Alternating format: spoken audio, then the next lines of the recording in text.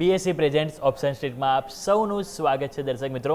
હું યોમિક આપની સાથે. ભારતીય માર્કેટ આજે જે રીતે તમે જો મોમેન્ટમ બતાવી રહ્યા છે, સતત બીજા દિવસે આજે ઘટાડા સાથે કારોબાર છે.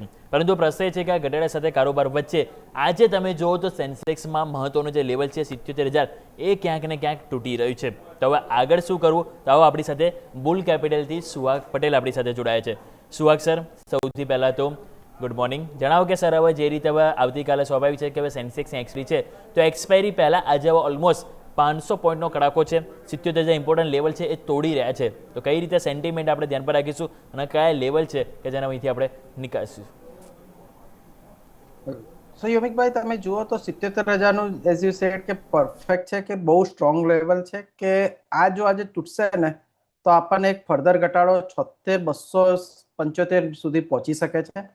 76,275 એ મેક ઓર બ્રેક લેવલ હશે. જો 76,275 તૂટશે તો તમને ઘણું, મતલબ કે 75,600 સુધી સેન્સેક્સ જઈ શકે છે. તો આજે આના નીચે 77,000 ને નીચે ક્લોઝ આવે છે તો એક બહુ ચિંતાનું કારણ છે. અને ઓવરઓલ તમે જુઓ તો વૈશ્વિક જે કારણો છે એની કારણે સેન્સેક્સમાં, નિફ્ટીમાં અત્યારે નેગેટિવ જ મોમેન્ટમ છે. તો આ લેવલે અત્યારે કોઈ કોન્ટ્રા પોઝિશન કરવી નહીં, વેઇટ એન્ડ વોચ કરો. તો વેઇટ એન્ડ વોચ કરવાની સલાહ બની રહી છે, જેને આપણે ધ્યાન પર રાખીશું. પરંતુ સર હવે સ્ટોક સ્પેસિફિક જાણી લઈએ કે આજે ખાસ કરીને જે રીતે હવે એફએન્ડોમાં મોમેન્ટમ જોવા મળી છે, તો કયો સ્ટોક છે કે જેમાં ખાસ કરીને ફ્યુચર એન્ડ ઓપ્શનની અગર અહીંયાથી પોઝિશન બનાવીએ તો અહીંયાથી આપણે બનાવી શકાય સર? આજે હું તમને હુન્ડાઈના ફ્યુચર્સને શોર્ટ કરવાની સલાહ આપીશ. હુન્ડાઈના ફ્યુચર કરંટ પ્રાઇસ પર શોર્ટ કરવાનો રહેશે. અત્યારે 1953 ની આસપાસ ચાલે છે. તમારે 1970 પર ક્લોઝિંગ બેઝિસ પર એસએલ મારવાનું રહેશે. એટલે આજે 1970 ઉપર બંધ થાય તો ફ્યુચરને શોર્ટ કરવાનો, આ ક્લોઝ કરી દેવાનો. 1900 પહેલું ટાર્ગેટ 1920 અને બીજું ટાર્ગેટ 1880 નું રહેશે. ઓકે, તો જેમ સર કીધું પ્રમાણે 1920 અને 1880ના ટાર્ગેટ માટે અહીંયા શોર્ટ કરવાની સલાહ બની રહી છે આજના ફ્યુચર એન્ડ ઓપ્શનમાં, એટલે કે એફએન્ડો ફંડામાં. ખાસ સ્ટ્રેટેજી સુહાગ સર તરફથી આપણને બની રહી છે. હવે વાત કરી લઈએ આજના જે મોમેન્ટમવાળા સ્ટોક્સ તમે નજર કરો તો આજે જે રીતે આપણને જોવા મળી રહે છે, તો સૌથી પહેલાં આપણે સ્વાભાવિક છે કે સર તમે હવે વાત કરી જ છે શોર્ટ કરવાની હુન્ડાઈ મોટર્સની, પરંતુ બે સ્ટોક છે કે જેમાં આજે મોમેન્ટમ બહુ સરસ છે. તો મારે એમાં પહેલાં તો વાત કરવી છે તો ટીવીએસ મોટર્સ સર, અહીં તમે નજર કરો તો આજે પરિણામ બાદ મોમેન્ટમ બહુ સરસ છે. તમે જુઓ તો ઓલમોસ્ટ બીએસસી ઉપર આજે આપણને 4% તેજી પણ જોવા મળી છે. 3,940 રૂપિયા ઉપર કારોબાર જોવા મળી રહ્યો છે સર. તો અહીંયા સર હવે આ તેજી બાદ હવે આગળ શું કરવું જોઈએ? શું અહીંયા લોંગ કરવું હોય તો કરંટ માર્કેટ પ્રાઇસ ઉપર કરાય સર? ટીવીએસ મોટરનો એક સ્ટ્રોંગ રેઝિસ્ટન્સ છે 3,965 નો. અત્યારે બીએસસી પર 3940 ની આસપાસ સ્ટોક કરે છે. એટલે લગભગ તમે જુઓ તો એના રેઝિસ્ટન્સથી આજે એક સેલ ઓફ આવ્યો અને અત્યારે લગભગ ચાલે છે. જો કોઈ નવી પોઝિશન લેવી હોય તો 3,970 ની ઉપર બંધ રહે પછી જ નવી પોઝિશન લેવાની રહેશે. ઇન્વેસ્ટમેન્ટ માટે બેસ્ટ સ્ટોક છે. કોઈ લેવો હોય તો ઇન્વેસ્ટમેન્ટ માટે લોંગ ટર્મ માટે લઈ શકે છે થોડા ઘટાડે. પરંતુ અત્યારે હાલ પૂરતા શોર્ટ ટર્મ માટે લેવો હોય તો એક વખત 3,970 ની ઉપર બંધ રહે છે પછી જ નવી પોઝિશન લેવાની સલાહ છે. તો જેમ સર કીધું 3,970 લેવલ છે, એને રિસ્પેક્ટ આપીશું ફર્ધર નવી તેજી માટે. સર વાત કરી છે તો મને થયું હજુ ઓટોમાં બજાજ ઓટો પણ વાત કરી લઈએ, કારણ કે આ પણ તમે જો આજે ધુરંધર તેજીના મૂળમાં છે. ઓલમોસ્ટ 3.5% તેજી, ઘણું બધું તમે જો અહીંયા પણ કહેવાય ને કે ટોપ લાઇન બોટમ લાઇન બધું બેટર આવી પરફોર્મન્સ. બ્રોકરેજ હાઉસ તરફથી પણ પોઝિટિવ રિવ્યૂ આવે છે. પરંતુ હવે આગળ શું સર, એ મેઇન ક્વેશ્ચન થાય છે. બજાજ ઓટોનો પણ એ જ સિનેરિયો છે કે ફંડામેન્ટલી જો બંને કંપનીઓ સારી છે, બંને સારો ગ્રોથ બતાવે છે, એમનો એક્સપેક્ટેડ કરતા ગ્રોથ સારો છે ને એટલે જ માર્કેટ આજે જો માર્કેટના સેન્ટિમેન્ટ કરેક્ટ હોત તો આજે આ સ્ટોક્સ ઘણા બધા તેજીમાં હોત, લગભગ 5-7%ની. પરંતુ આજે ખરાબ સેન્ટિમેન્ટમાં પણ આજે વધી રહ્યા છે. તમારે જો બજાજ ઓટો લેવો હોય તો બજાજ ઓટોમાં પણ 10,820 નું એક સ્ટ્રોંગ રેઝિસ્ટન્સ છે. તમે જુઓ તો લગભગ મે મહિનાના એન્ડમાં આપણને અહીંયાથી જ એક સેલ ઓફ આવ્યું હતું અને પછી આપણે 9,650 સુધી પહોંચી ગયા હતા. આજે ફરીથી એ જ લેવલ પર એક સેલ ઓફ આવી છે. તો 10,820 ની ઉપર ક્લોઝ થાય છે તો નવી ફર્ધર તેજી માટે લઈ શકે છે શોર્ટ ટર્મ માટે. અને લોંગ ટર્મ માટે લેવું હોય તો દરેક ઘટાડે બાય કરવાની સલાહ છે. લોંગ ટર્મ માટે દરેક ઘટાડે અહીંયાથી કરવું જોઈએ, પરંતુ જેમ સર કીધું એફએન્ડોમાં આપણે આ રીતે એક પોઝિશન બનાવવાની સલાહ રહેશે. હવે એક સ્ટોક મારે વાત કરવી છે કે જે આજે સરસ કહેવાય ને નવા રેકોર્ડ હાઈ બનાવી રહ્યો છે. નામ છે ટાઇટેન.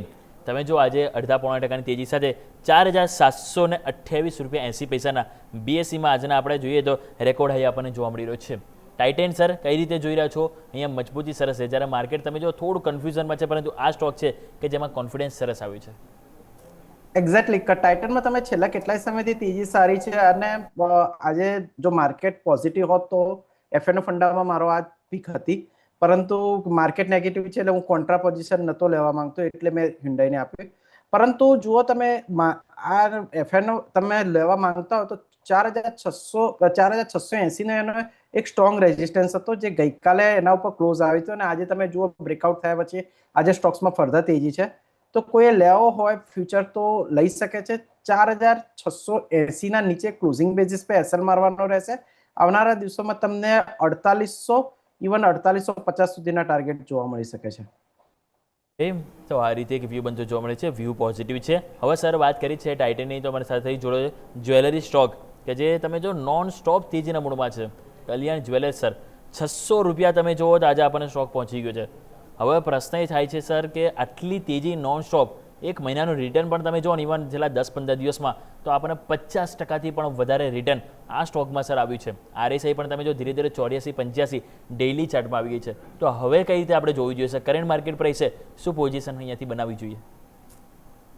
કલ્યાણ જ્વેલર્સનું તમે જુઓ તો ફંડામેન્ટલી વચ્ચે બહુ એકદમ અંડર વેલ્યુ થઈ ગયો હતો અને હવે અત્યારે લગભગ એક કરેક્ટ વેલ્યુ થોડો અપસાઇડ વેલ્યુ છે.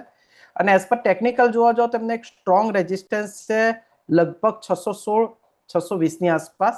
હવે આ એક લેવલ હતું કે ગયા જુલાઈ મહિનામાં આ જ લેવલથી એ પડ્યા હતા અને તેના પછી છેક સ્ટોક 350 સુધી પહોંચી ગયો હતો.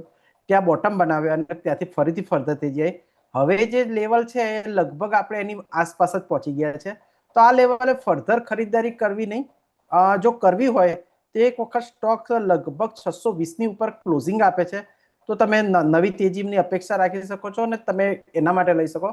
હાલ સિન્સ રિસ્ક રિવોર્ડ રેશિયો એકદમ ફેવરેબલ નથી, બહુ શોર્ટ ટર્મમાં વધી ગયો છે સ્ટોક્સ, એની કારણે એક જે સપોર્ટ ફોર્મેશન છે બહુ નીચે બને છે. એટલે હાલ પૂરતું અવોઇડ કરો.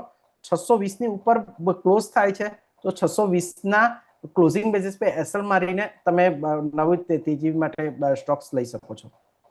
ઓકે, તો જેમ સરે આપણને વિગતવાર સમજાવ્યું, લેવલ સ્પેસિફિક અહીંયા ફોકસ કરવાની નવી સ્ટ્રેટેજી આપણે ધ્યાન પર રાખીશું કલ્યાણ જ્વેલર્સ માટે. નેક્સ્ટ કાઉન્ટર વાત કરી લઈએ સર, તો એક ઇન્ટેગ્લોબ એવિએશન, કારણ કે સ્વાભાવિક છે કે હવે જે રીતે બ્રેન્ટ ક્રૂડ ઓઇલનો ભાવ $92 પાર આવી ગયો છે, તો પેઇન્ટ સ્ટોક તમે જુઓ, એવિએશન સ્ટોક છે, ઓઇલ માર્કેટિંગ, આ બધામાં પેઇન જોવા મળે છે. પરંતુ આજે ઇન્ટેગ્લોબ એવિએશન ઓલમોસ્ટ 3% ડાઉન છે. તો કઈ રીતે સર અહીંયા જોઈશું? શું ફરીથી હવે બ્રેન્ટ ક્રૂડ ઓઇલની જે ચિંતા વધી છે તો અહીંયા એક વીકનેસ ફરીથી શું આવતી જોવા મળી શકે સર? હા, એક્ઝેક્ટલી. તમે જુઓ તો ઇન્ટરગ્લોબ એવિએશનનો એક ગેપનો સપોર્ટ હતો 52-23 નો અને બીજો છે 5270 નો. આ એક ગેપનો સપોર્ટ હતો. આના ઉપર હોલ્ડ કરવું જોઈતું હતું, પરંતુ અનફોર્ચ્યુનેટલી આજે એની નીચે જ ચાલે છે. તો હાલ પૂરતું ક્રૂડની જ્યાં સુધી અસમંજસતા ચાલી રહી છે ત્યાં સુધી આ ટાઈપના સ્ટોક્સ કે જે ડાયરેક્ટલી કોરિલેટેડ છે ક્રૂડ સાથે, એને અવોઇડ જ કરવાની સલાહ રહેશે. બીકોઝ આમાં કોઈ પણ એક ક્રૂડમાં ખરાબ ન્યૂઝની કાંઈ ઉછાળો આવી શકે છે તો પોઝિશન આપણી બહુ જ વોલેટાઇલ થઈ જાય છે. તો આવા સ્ટોક્સને હાલ પૂરતું અવોઇડ જ કરો. ઓકે, તો અવોઇડ કરવાની સલાહ બની રહી છે હાલ એઝ ઓફ નાઉ. આપણે વાત કરી જે આપણી ખાસ રજૂઆત છે બીએસસી પ્રેઝન્ટ્સ ઓપ્શન સ્ટ્રીટ પર.